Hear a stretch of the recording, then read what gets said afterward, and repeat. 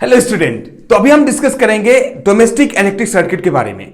जो हमारे घरों में इलेक्ट्रिसिटी सप्लाई होती है, ठीक है, उसके अंदर क्या क्या चीजें होती हैं, कुछ टर्म्स हैं, ठीक है, उसके बारे में वन बाय वन डिस्कस कर देंगे। बस छोटी छोटी बातें हैं, जैसे टाइप्स ऑफ वायर्स हो गया, फ्यूज हो गया, ओवरलोडिंग, शॉर्ट सर्किट, इन सब के बारे में डिस्कस करेंगे। तो ये डोमेस्टिक इलेक्ट्रिक सर्किट के अंदर देखा जाए, सबसे पहले हम लोग पढ़ेंगे types of wires. Types of wires भाई, जो हम देखते होंगे कि वायर्स जो हमारे घरों में होते हैं, उनका जो सप्लाई, वो जो कलर होते हैं, वो 3 कलर के होते हैं। तो अक्सर 3 कलर की जरूरत क्या है भाई, एक ही कलर से काम नहीं हो जाएगा क्या? तो ये 3 कलर क्यों होते हैं? उनमें से भाई एक होता है ब्लैक, एक होता है कौन सा, रेड, एक होता है ग्रीन कलर। कभी कभी आप ब्लैक के जगह पर ब्राउन देखोगे, कभी कभी जो है ये रेड के जगह पर ब्राउन दिखोगे, कभी कभी ब्लैक के जगह पर आप देखोगे ब्लू कलर, और कभी कभी ये जो ग्रीन कलर है इसकी जगह पर येलो कलर देखोगे। ये सब होता क्यों है, इसका जवाब मिल जाएगा आज, टेंशन मत लो। जस्ट 5 मिनट का बात है, 5 मिनट में काम हो जाएगा, ठीक है। तो टाइप्स ऑफ वायर्स अगर देखा जाए तो ये 3 तरीके के वायर्स होते हैं और इन तीनों का अलग अलग काम होता है।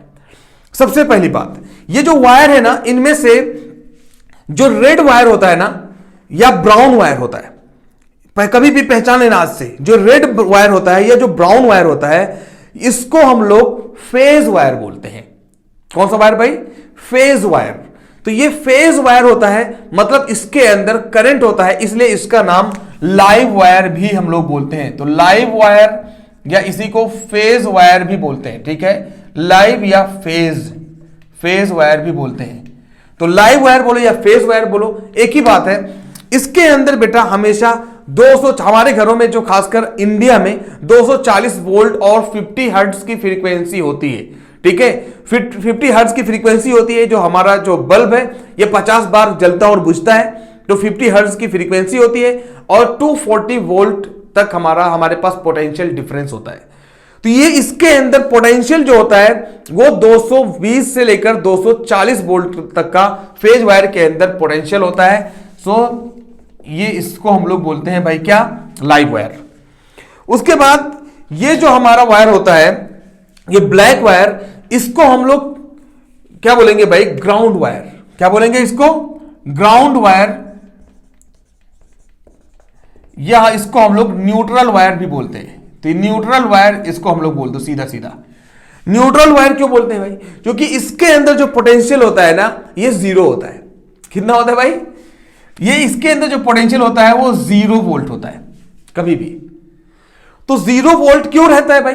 ताकि इन दोनों को मिलाकर जो पोटेंशियल डिफरेंस हो जाता है, समझ लो ये जमीन पर है।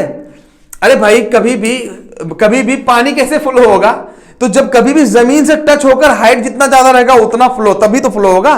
तो ये 240 वोल्ट ऊपर हो गया और ये जो नीचे जमीन के हो गया, तो जो डिफरेंस हो गया 240 का हो गया। तो जब पोटेंशियल डिफरेंस 240 का होगा, तभी हमारा ये जो फैन जो भी है, सारी चीजें चलती हैं, जो भी इंडिया में इलेक्ट्रिक एप्लायंसेस होते हैं। 2 फेज की, मैं सिंगल फेज की बात कर रहा हूं, ठीक है, 3 फेज की बात नहीं कर रहा हूं। नॉर्मली जो घरों में डोमेस्टिकली जो हम लोग इस्तेमाल करते हैं उसकी मैं बात कर रहा हूं। तो इन दोनों के बीच में जो पोटेंशियल डिफरेंस आया वो 240 का आ गया, 220 से लेकर 240 तक का आ गया, ठीक है।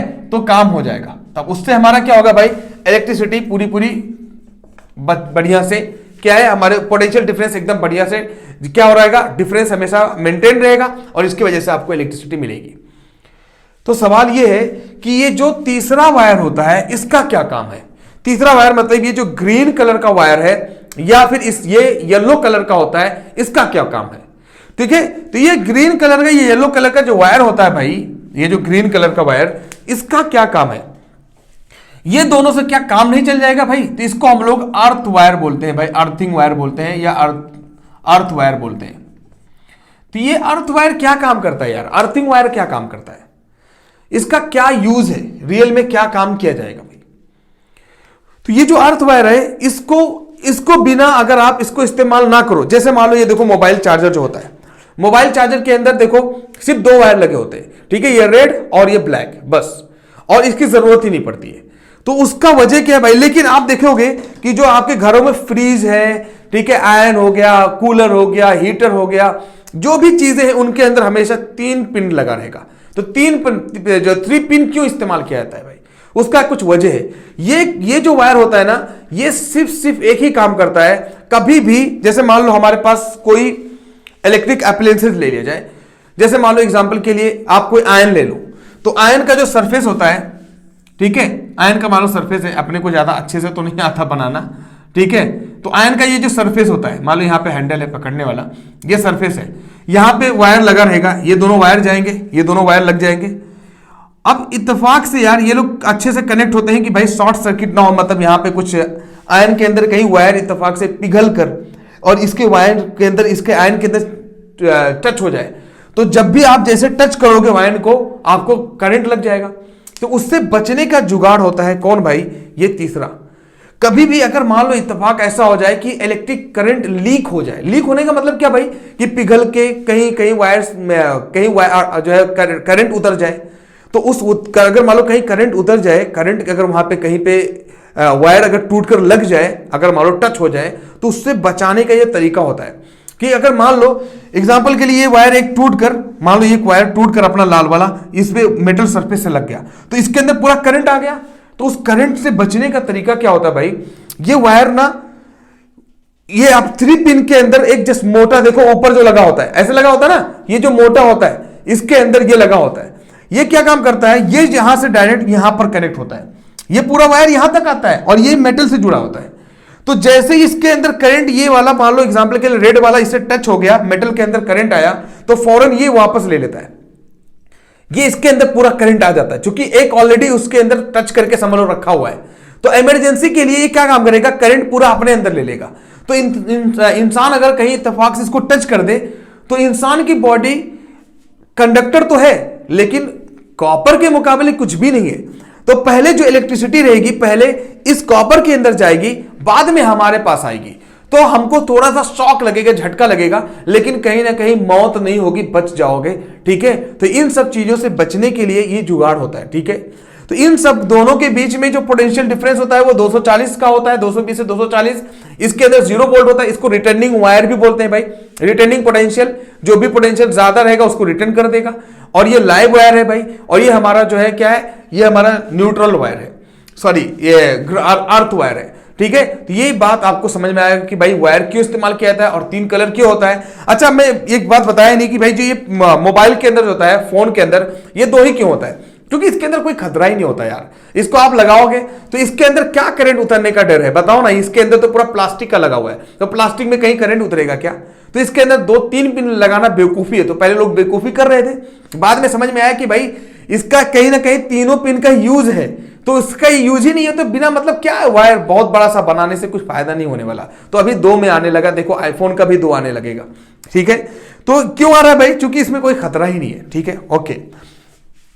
तो मैंने आपको ये चीज क्लियर कर दिया भाई, कौन सा टाइप्स ऑफ वायर्स। उसके बाद देखो ओवरलोडिंग और शॉर्ट सर्किट क्या होता है।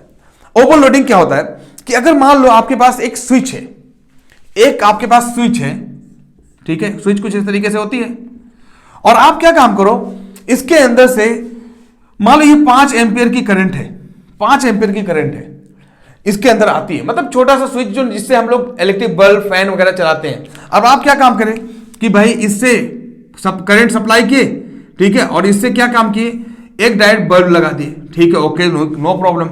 इससे एक और बल्ब लगा दिए भाई, कोई दिक्कत नहीं है, चलो ठीक है भाई, बर्दाश्त कर लिया, ठीक है। इससे एक फैन लगा दिए, ये लो भाई एक फैन भी लगा दिए, ठीक है। इससे पता चला हीटर भी लगा दिए भाई, चलो जाकर आप हीटर भी लगा दियो, ठीक है, चलो भाई। अब क्या है, इससे फिर आपने क्या किया, इसी बोर्ड से आपको मालूम ही नहीं कि मतलब इसकी क्या कैपेसिटी है, आप क्या काम कर रहे हो, लगातार इलेक्ट्रिसिटी को खींच रहे हो। तो यहां पे करंट अलग अलग एप्लायंसेस का अलग अलग करंट होता है, अलग अलग रिक्वायरमेंट होता है इलेक्ट्रिसिटी का। तो यहां पे जैसे खींचोगे इसके अंदर करंट आएगा, इसकी लिमिट 5 एम्पियर की है, और आप क्या काम कर रहे हो, कंटिन्यू इससे करंट खींचते जा रहे हो। तो जैसे करंट खींचोगे तो जो ये जहां से करंट आया हुआ है, जो जिस वायर से, ये वायर होगा क्या बेचारे का यार, बताओ ना। जिस वायर से ये करंट आया हुआ है उसका हालत क्या होगा। इसके अंदर 5 एम्पियर का ही आपने सर्किट लगाया था, और ये आपने लिमिट से ज्यादा खींच दिया, ठीक है, 15 एम्पियर का करंट खींच दिया। तो क्या होगा भाई कि ये जो है पूरा हीट होने लगेगा, क्योंकि heating effect of electric current आपने पढ़ा ही कि ये हीट होने लगेगा, और इसको हम लोग ओवरलोडिंग बोलते हैं। हीट होने से क्या होगा कि ये पूरा पूरा ऐसे बॉयल की तरह हो जाएगा, पूरा पिघल जाएगा, मेल्ट कर जाएगा, ठीक है। और हो सकता है बहुत एक्सट्रीम केस में क्या होता है, बर्न भी हो जाएगा, डायरेक्ट आग लग जाएगी, ठीक है। तो ये सब चीजें क्यों होता है, तो आपको लिमिट मालूम होना चाहिए कि ये नहीं कि जो मान लो बल्ब चलाने वाला है तो आप उससे एसी लगा दो। मान लो बल्ब की सर्किट लगी हुई है तो उससे आप एसी लगा दो। बेटा बल्ब का करंट अलग रिक्वायरमेंट है और एसी का जो रिक्वायरमेंट होता है वो अलग है, वो ज्यादा पावर का होता है, तो उसके अंदर ज्यादा एम्पियर की स्विच लगती है, 15, 30, 32, 50 अलग अलग एम्पियर की करंट स्विच लगती है। उसको अगर लगाओगे तब सक्सेस रहेगा। और उसका अलग अलग वायर, मान लो बल्ब है तो उसके लिए पतला सा वायर चल जाएगा, लेकिन मान लो अगर फ्रिज चलाना है भाई मोटा सा वायर लेना पड़ेगा। डिपेंड कर रहा है क्या चीज आपको चलाना, उसके हिसाब से वायर होता है। वायर का अलग अलग क्या होता है भाई, विड्थ होता है। तो अब अगर मान लो अगर ऐसा आप कर दिए, खासकर ऐसा होता है यार, चार्ज पे चार्ज, देखो चीजें इधर का उधर कनेक्शन ले लेते हैं एक ही स्विच से, तो ऐसा करते हैं अक्सर, गांव वगैरह में तो अक्सर करते हैं, एक स्विच लेंगे वहां से पूरा सप्लाई कर देते हैं। किसी के घर से क्या बोले भाई हमारे घर पे इलेक्ट्रिसिटी नहीं है, दे दिए, जाते हैं स्विच पे लगा दिए और पूरा घर का पूरा फैन वैन अगर चलाते हैं सब कुछ, तो पता चला क्या भाई इसका वायर पिघल जाता था। इसका जुगाड़ क्या किया गया भाई, इसका जुगाड़ हुआ फ्यूज, ठीक है। इसका जुगाड़ ये हुआ, फ्यूज लगा दिया गया। देखो एमसीबी आजकल जो है चलता है, एमसीबी, ठीक है, मैनिच्योर सर्किट ब्रेकर जो है, सर्किट ब्रेकर, ये जो क्या होता है भाई, ये क्या काम करता है, इसके अंदर ये इलेक्ट्रोमैग्नेटिक डिवाइस है, इसके अंदर क्या होता है, ऑटोमेटेड पूरा सब सिस्टम डाला गया है। जैसे ही इलेक्ट्रिसिटी ज्यादा, लिमिट से ज्यादा, मान लो अलग अलग एम्पियर का होता है, जैसे मान लो ये देखो 25 एम्पियर का बेटा, ये 25 एम्पियर का एमसीबी है, तो अगर 25 एम्पियर से जैसे करंट ज्यादा आप खींचोगे ना, फौरन ये गिर जाएगा, मतलब इलेक्ट्रिसिटी कट जाएगी। क्यों? क्योंकि 25 एम्पियर से ज्यादा खींचोगे तो वायर जो इधर है वो पूरा पिघलने लगेगा, जो वायर इधर लगा रहेगा वो पिघलना शुरू हो जाएगा। तो जैसे 25 एम्पियर से करंट ज्यादा खींचोगे वायर पिघलना शुरू होगा, तो भाई पूरा घर का नुकसान हो जाएगा। तो इससे बचने के लिए एमसीबी लगा दिया जाता है, काम खत्म, डायरेक्ट स्विच ऑफ हो जाएगा। फिर आपको समझ में आ जाएगा कुछ तो हुआ, तो समझ में आ जाएगा भाई कुछ तो आप गलत कर रहे हो, ठीक है।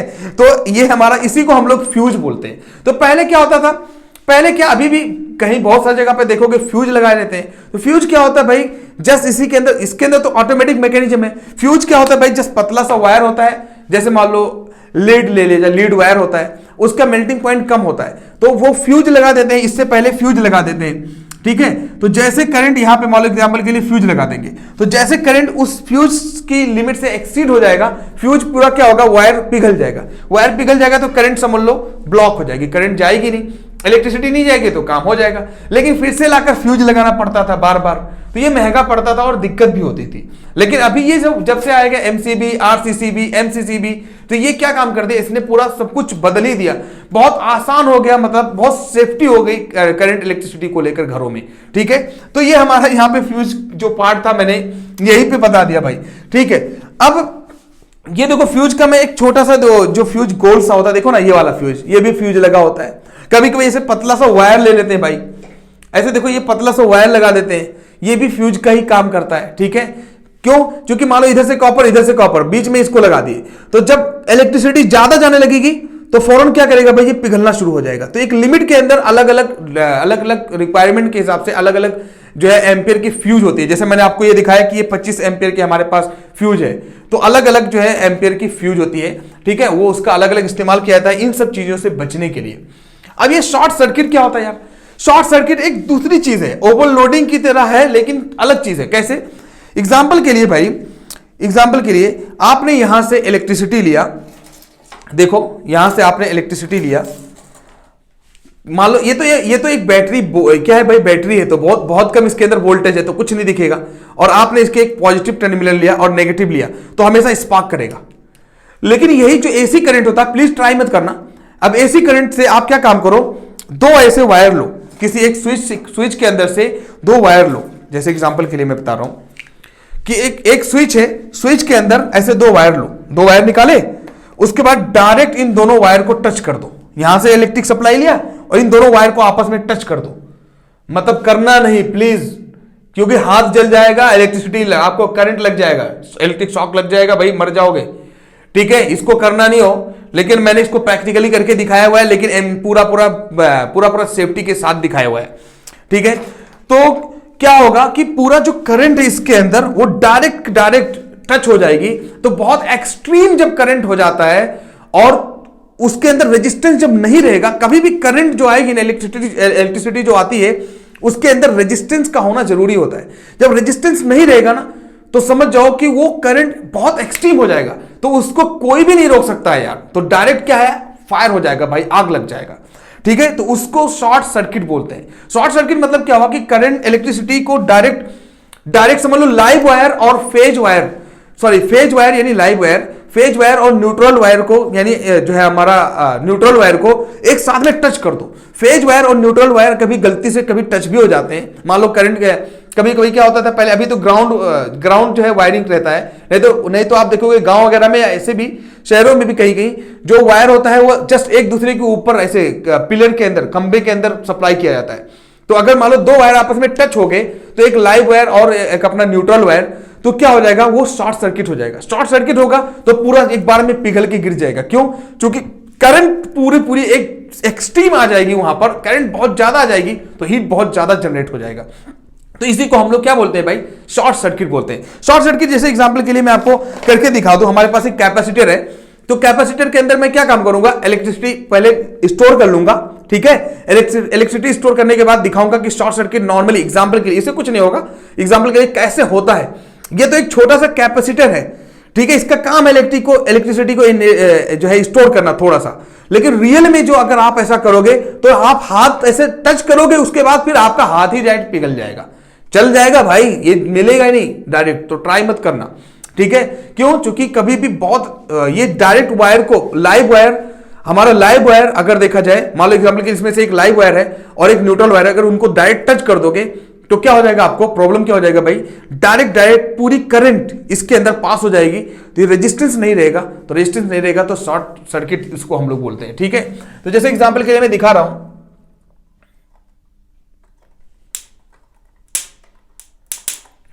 ठीक है, इसको मैंने चार्ज कर लिया, इसके अंदर इलेक्ट्रिसिटी आ गई, टच करूंगा झटका लग जाएगा बहुत जबरदस्त, देखो।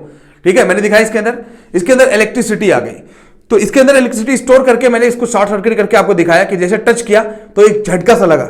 लेकिन अगर शॉर्ट सर्किट होगा तो बहुत तेजी से झटका लगेगा, मतलब बर्दाश्त के लायक नहीं रहेगा, ये पूरा पिघल जाएगा एक बार में।